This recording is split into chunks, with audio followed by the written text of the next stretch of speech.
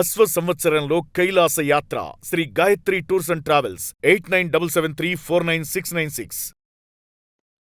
గురువుగారు, ఫిబ్రవరి 15న శివరాత్రి వచ్చింది. ఈ శివరాత్రి నాడు అసలు శాస్త్రం ప్రకారం శివ పూజ ఎలా ప్రారంభించాలి? ఎలా చేస్తే ఫలితం వస్తుంది తెలియజేస్తారా గురువుగారు? తప్పకుండానమ్మా.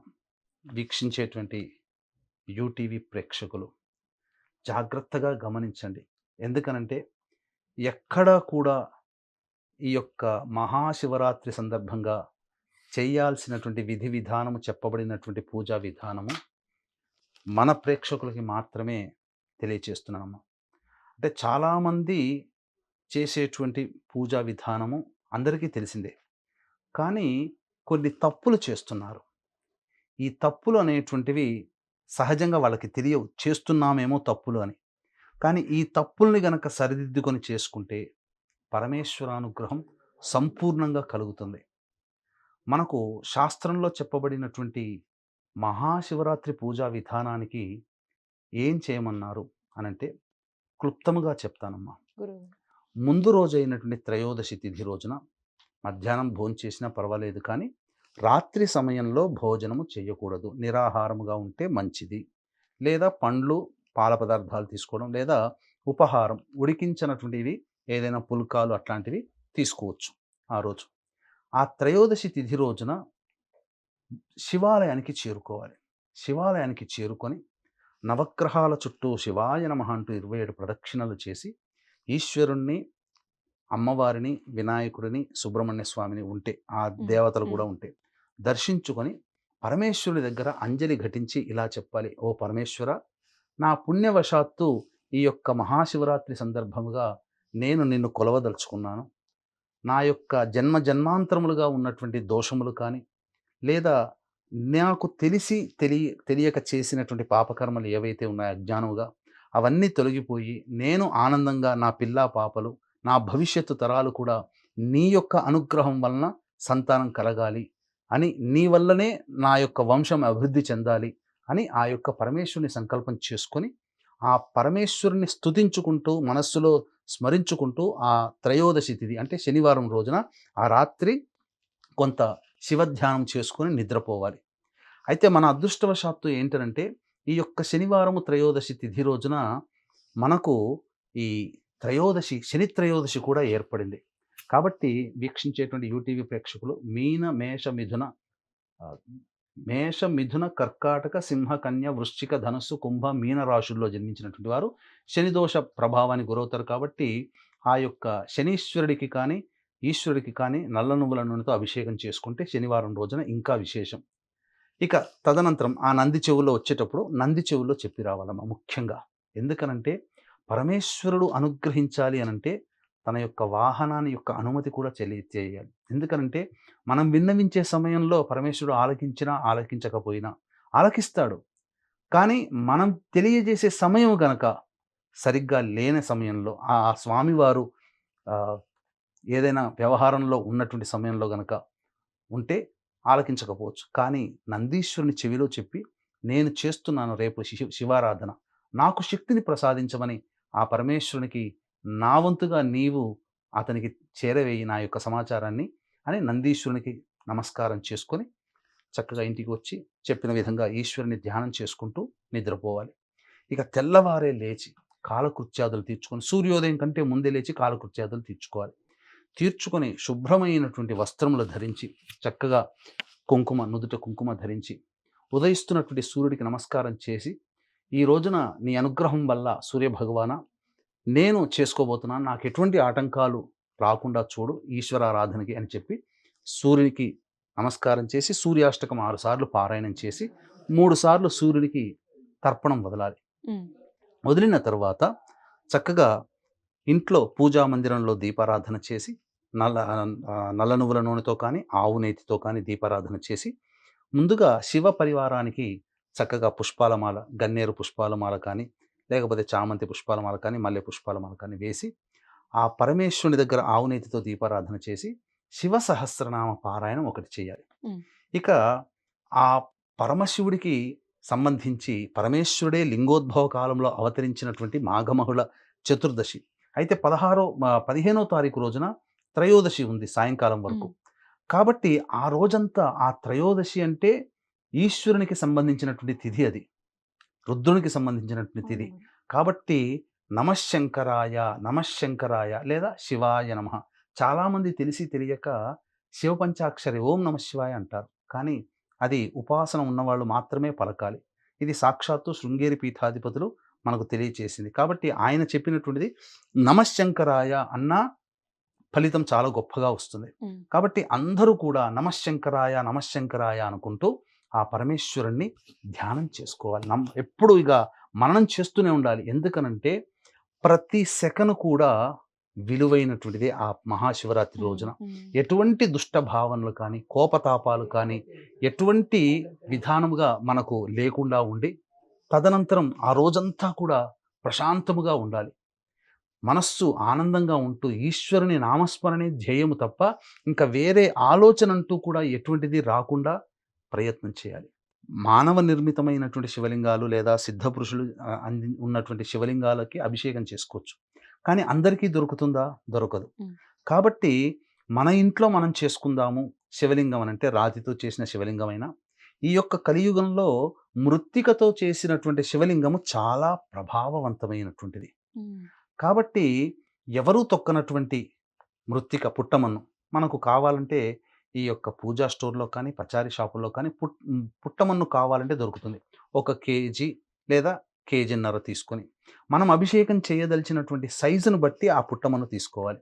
మనం ఇంత పరిమాణంగా అభిషేకం చేద్దాము అని అనుకున్నాం కాబట్టి 1 కేజీ అయితే తీసుకొని ఆ కేజీ పుట్టమన్నుని బాగా దట్టించి, ఇప్పుడు వాళ్ళు ఇచ్చింది మెత్తగానే ఉంటుంది కానీ మళ్ళీ మనం జల్లెడ పట్టుకుంటే ఇంకా చాలా మెత్తగా వస్తుంది. చేసిన తర్వాత అందులో పసుపు, కుంకుమ, అగరు అంటే ఈ సంబంధించినటువంటి ఎర్ర చందనము లేదా మన ఎర్ర చందనము, మళ్ళీ మనం గంధం పొడి, పచ్చ కర్పూరము, జాజికాయ, జాపత్రి, ఇలాచి ఇలాంటివి, గురువింద గింజలు, అలాగే వీలైతే కొద్దిగా మాత్రంలో నవధాన్యాలు, కొద్దిగా జస్ట్ ఒక 10 గ్రాములు కూడా అవసరం లేదు, 5-6 గ్రాములు నవధాన్యాలు వేసి, ఇంకా అవకాశం ఉంటే 1 లేదా 2 గ్రాములు పాదరసం తీసుకొని వచ్చి అందులో వేసి చక్కగా ఒక బాణీలో పెట్టి ఆవు పాలు వేసి వాటన్నిటిని పిసికితే ముద్దగా తయారవుతుంది. ఆ ముద్దగా తయారైన దాన్ని మనకు అనుకూలంగా అభిషేకం చేసుకునే విధంగా శివలింగాన్ని తయారు చేయాలి.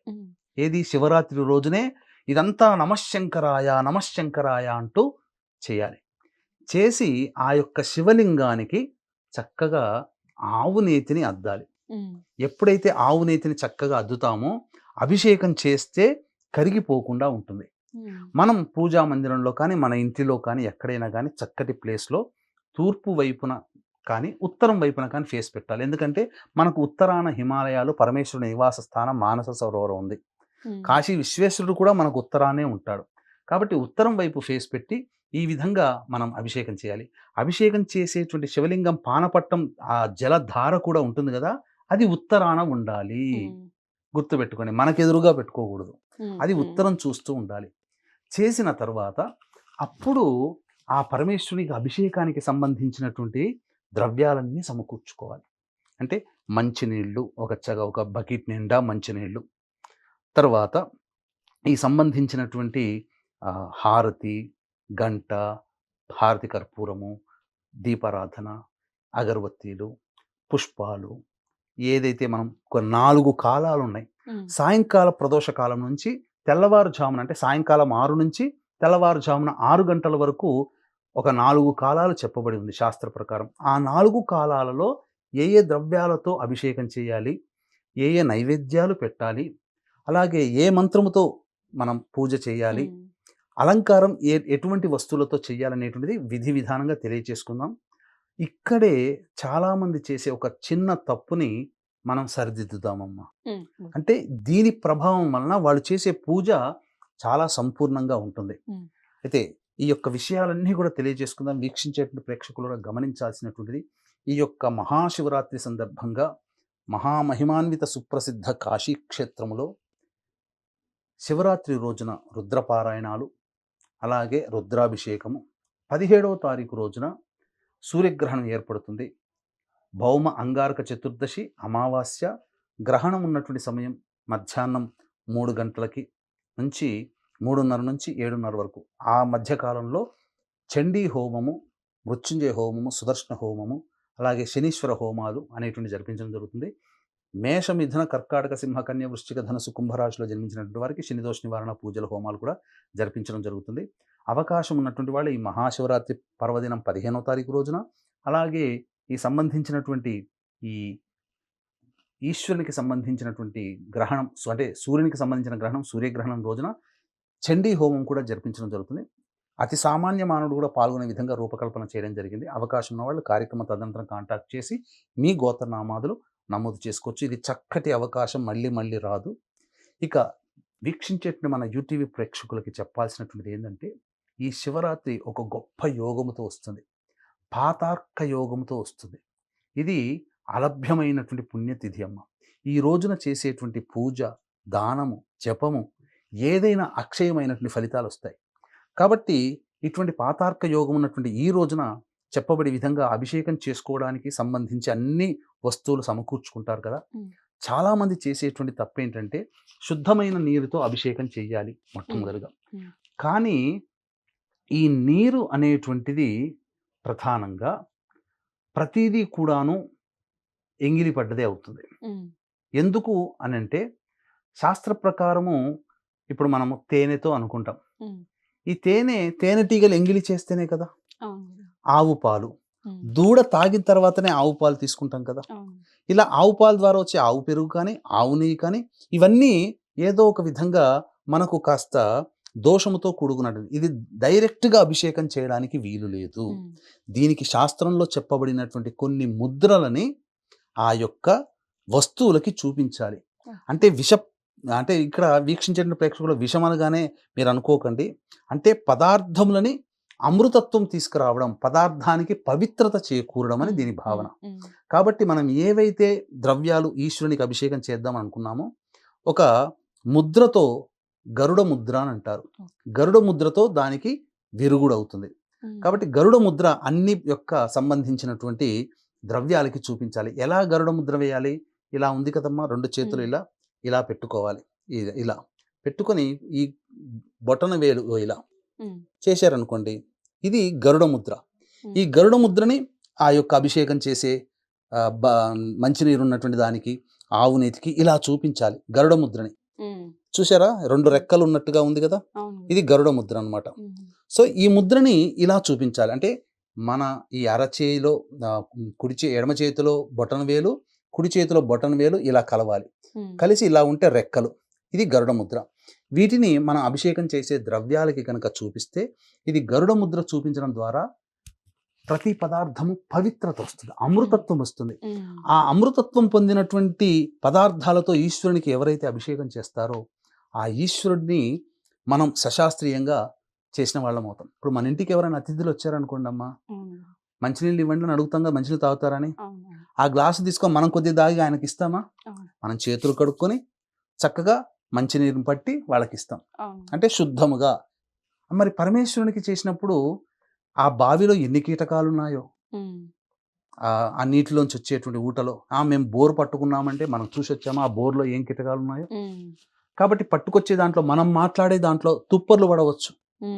ఇది దోషములు అని అంటారు. ఈ దోషయుక్తమైనటువంటి పదార్థాలని అమృతత్వముగా, దోషరహితముగా చేయడం అనేటువంటిది ఈ గరుడ ముద్ర ద్వారానే వస్తుంది.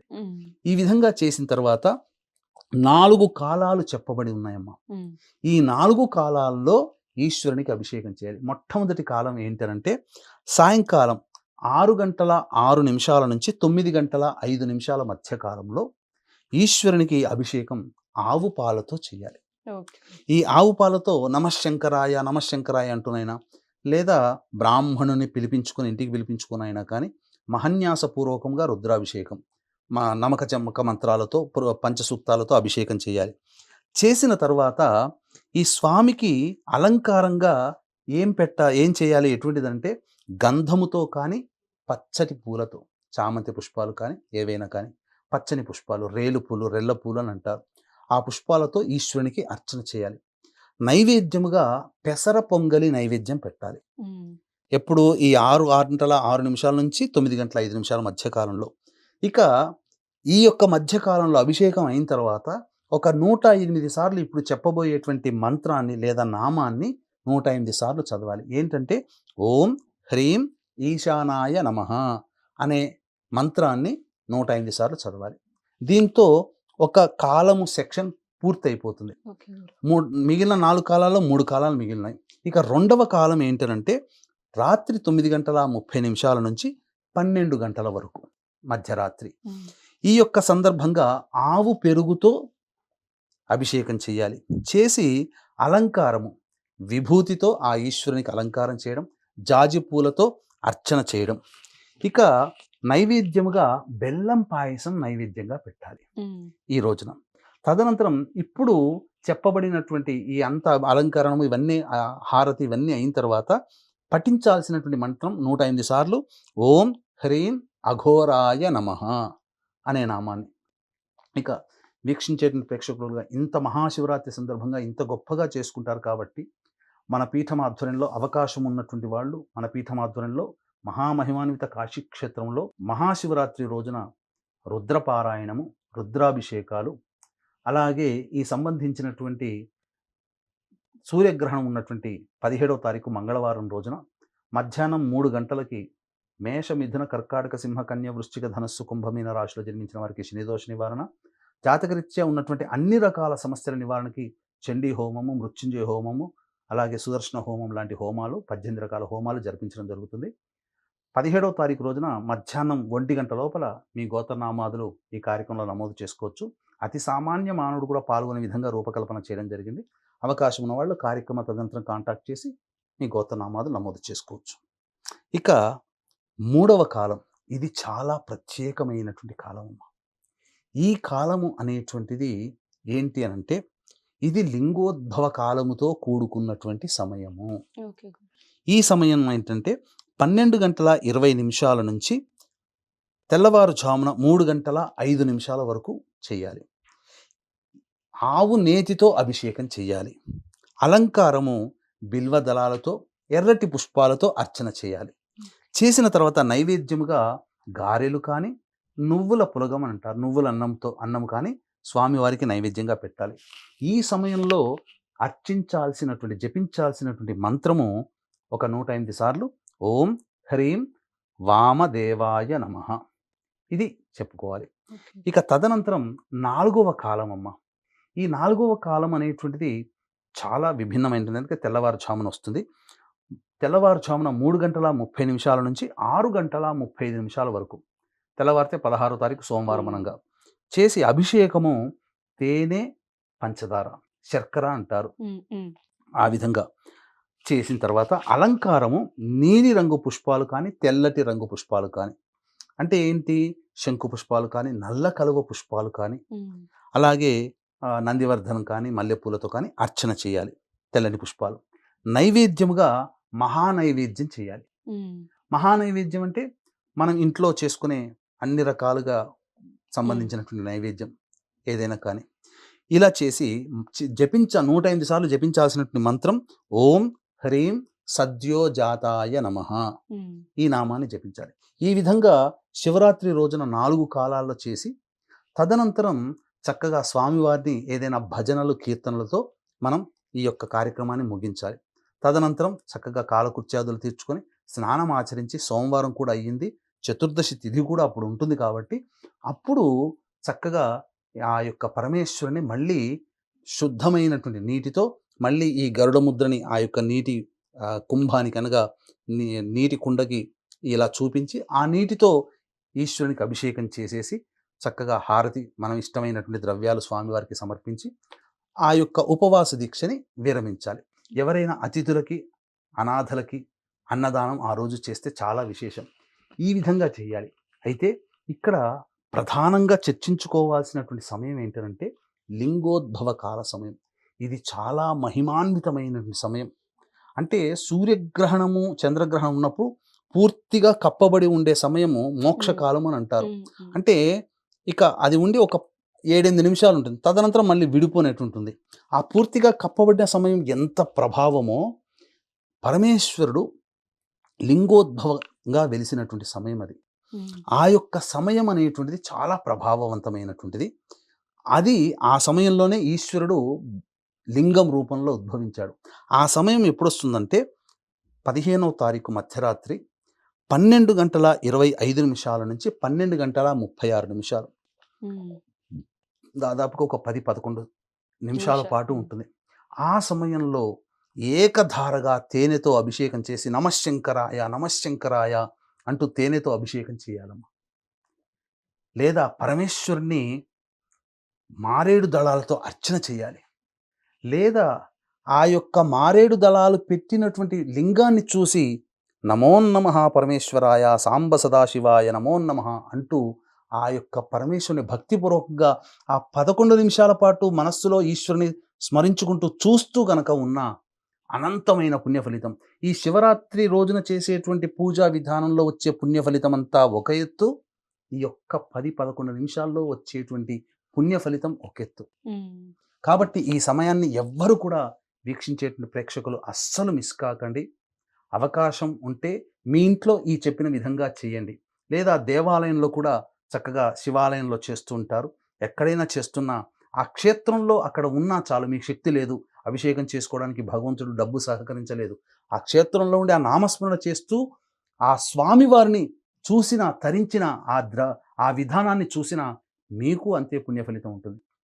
శక్తి ఉన్నవాళ్ళు ఇంట్లో శక్తి చేసుకోండి.